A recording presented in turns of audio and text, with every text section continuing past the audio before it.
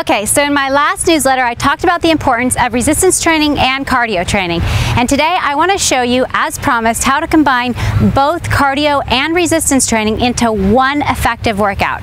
So it's super easy, anyone can do it. Check it out and make sure to let me know what you guys think. And if you haven't signed up for my newsletter, make sure you sign up at kimlyons.com.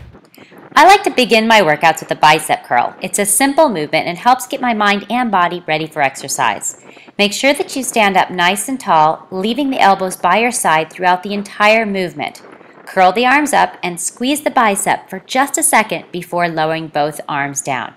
If you start to get tired rather than quit, try doing some alternate reps instead. For the cardio move, I'm doing a squat thrust. You'll see I jump my feet back behind me, keeping my core tight, and then explode straight up in the air to get the jump at the top.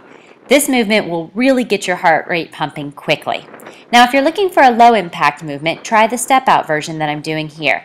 Take the hop out at the top and just step the feet back and forth. This is an overhead press. I love this exercise because it really helps to tighten and tone your shoulders.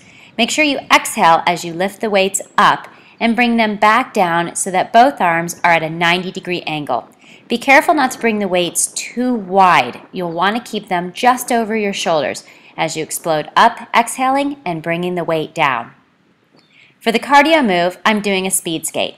This motion's great because you can do it short without as big of a range of motion and a little bit slower, or you can do it faster. If you're looking for a more beginner level, you can step side to side with your hands on your hip. For a more advanced level, use your weights like I'm doing here to show how far you can leap from side to side. That way you can measure. Obviously, the farther you leap and the farther you go down into the movement, the more challenging it's going to be. This is a dip, and it works the area in the back of your arm, which is your tricep. For this exercise, you'll want to be careful not to let your neck sink in between your shoulders. Push up nice and tall like this. As you go down, notice that my knees are at a 90-degree angle and my elbows are at a 90-degree angle. If you're looking for a more advanced dip, bring the legs straight like this. For your cardio move, I'm doing a step up. This is a great move that will also tone your lower body and get your heart rate up. So you're kind of killing two birds with one stone. You'll notice I'm kind of jogging up onto the bench here. You can also slow this motion down for a more beginner level by simply doing a really slow step up like this. Just alternate legs. You're still going to get all the benefit of the toning of the lower body, and I promise your heart rate will go up no matter which level you're doing. So give it a try. This is an incline push-up and it works the chest. For this exercise, keep your abs nice and tight and your body in a nice tight plank position, only using your arms. You'll notice the weight is on my toes as I pivot. For a more advanced level, try reversing the push-up for a decline push-up. Putting your feet on anything behind you will make this movement much more advanced, so make sure you're ready for it before you try. For the cardio move, I'm doing a side step up here. This is a lot like the step up forward, but you're using more of the adductor and abductor muscles, which are in the inner and outer thigh. You're also using a lot of the quad as you explode up onto the lifting leg. Make sure that you lower yourself slowly down so that you don't put a lot of impact on that lower leg. This is the low impact option that I'm showing here, which is just a little bit easier, but will still get your heart rate up. This is a one-arm row, and it works your rhomboids, which are the muscles in your back between your scapula. Keep your body in a nice tight push-up plank position and bring one arm up at a time in a row-like motion. Make sure that you keep your neck nice and relaxed and in a neutral position as you bring the arms up one at a time. Be sure to keep your core nice and tight throughout the movement. For your cardio move, I'm showing what's called a mountain sprint. Drive the knees into the chest, extending the leg all the way out and back. Or you can try a horizontal jack like I'm doing here.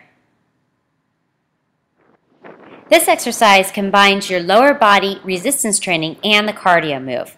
Notice I'm holding one weight at chest level and performing a deep squat. Next, I'm going to pivot to the left as I go into a lunge before I pivot back to the center and repeat again.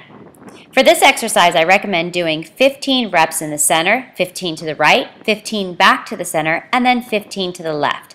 I'm just showing 5 reps here, just so that the video doesn't get too long. This exercise will get your heart rate up and tone your lower body at the same time. We're going to finish up the workout strong with a good ab workout. Go into a plank position and hold for 30 seconds before doing 5 plank walks like I'm showing here. When you're done with the 5 plank walks, rotate over, sitting down and rolling up without using your hands to return to the standing position. Let's watch again. So you'll hold the tight plank for 30 seconds. Then you'll do 5 or 10 plank walks. Then rotate over, sitting down, rolling all the way up without using your hands.